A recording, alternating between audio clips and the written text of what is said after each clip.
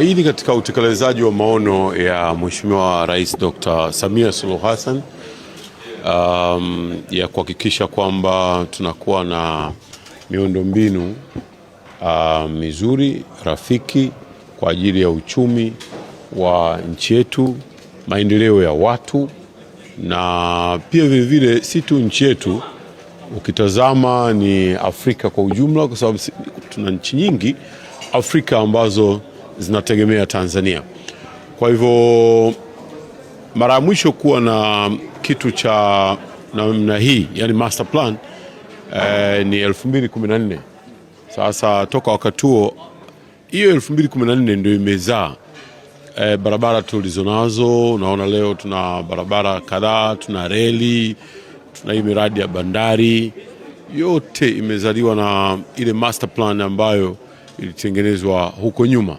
Ile master plan imepitwa na wakati. Tunawashukuru wenzetu wa Korea kupitia KOICA, wamekuja na mpango huu wa kuwa na master plan mpya. Master plan hii itatuongoza vyema, na mnafahamu, na mimi nimefurahi sana na nawapongeza wataalamu wangu kwa mazungumzo na Koreans, kwa sababu wa Korea wako hatua nzuri sana kwenye upande wa miundombinu. Wana expressways za kila mahala, mtu anaweza kukaa umbali wa kilomita 400 lakini akawa anatoka na kwenda na anakurudi bila matatizo yoyote.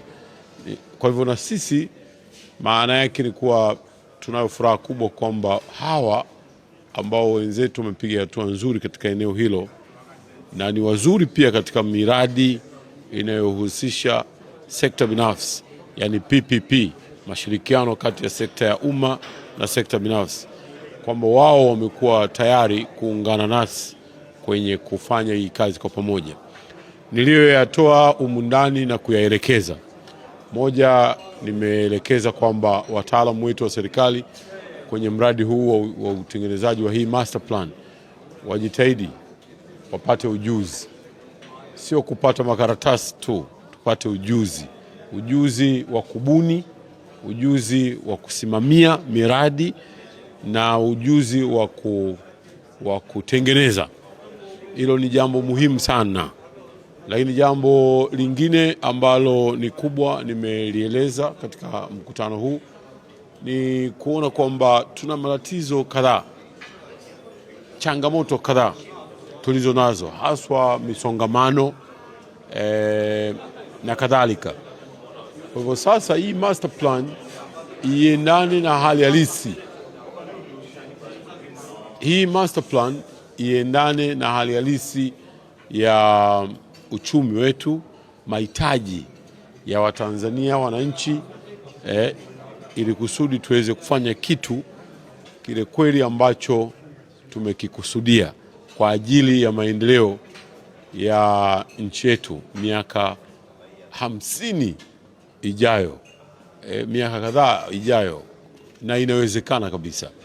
Na ndio maana hawa wenzetu mpaka mwaka 1960 tulicho nacho sisi leo ni kikubwa sana kulinganisha na kile walichokuwa nacho wao miaka hiyo, lakini wamepiga hatua kubwa, na kwa hivyo na sisi tuna kila sababu ya kujifunza kutoka kwa waliofanikiwa, na hiyo ndio ambayo tunakwenda kuifanya hapa. Tazama leo, kwa mfano, mtu anataka kutoka Dar es Salaam anakwenda Tunduma, anachukua muda mrefu sana, lakini expressways zitatusaidia kufupisha ule muda.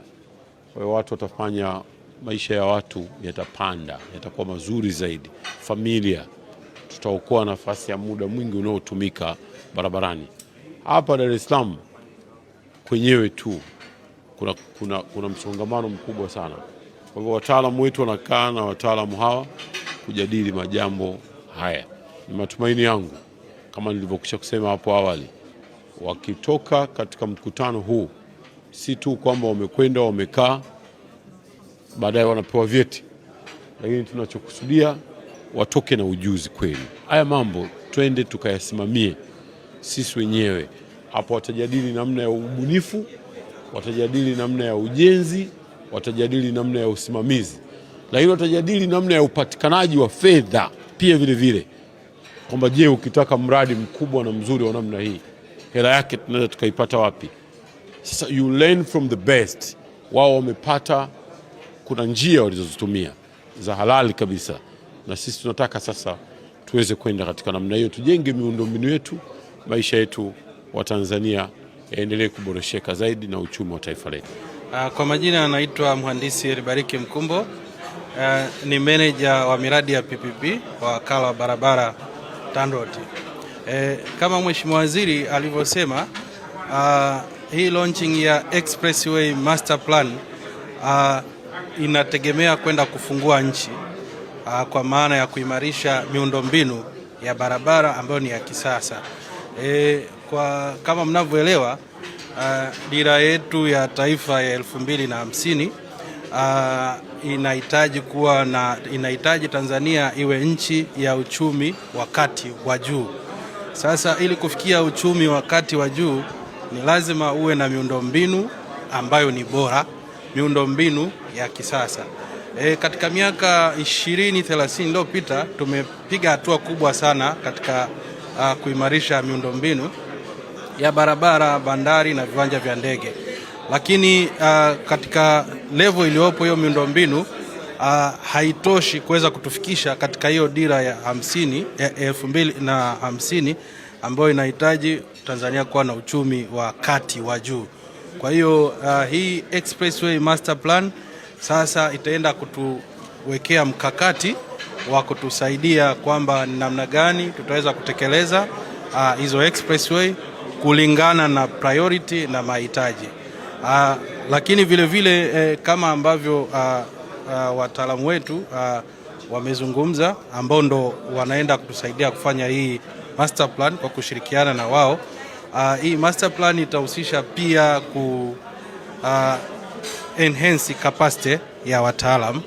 Kwa hiyo tunategemea kwamba baada ya miaka mitatu, kwa sababu hii establishment ya master plan inachukua miaka mitatu, kwa hiyo itahusisha pia capacity building ya wataalamu.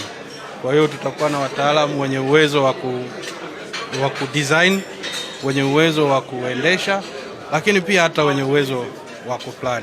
Kwa hiyo master plan hii, kusema ukweli, ni msingi mkubwa wa kutufikisha kule ambako tunataka Tanzania ifike.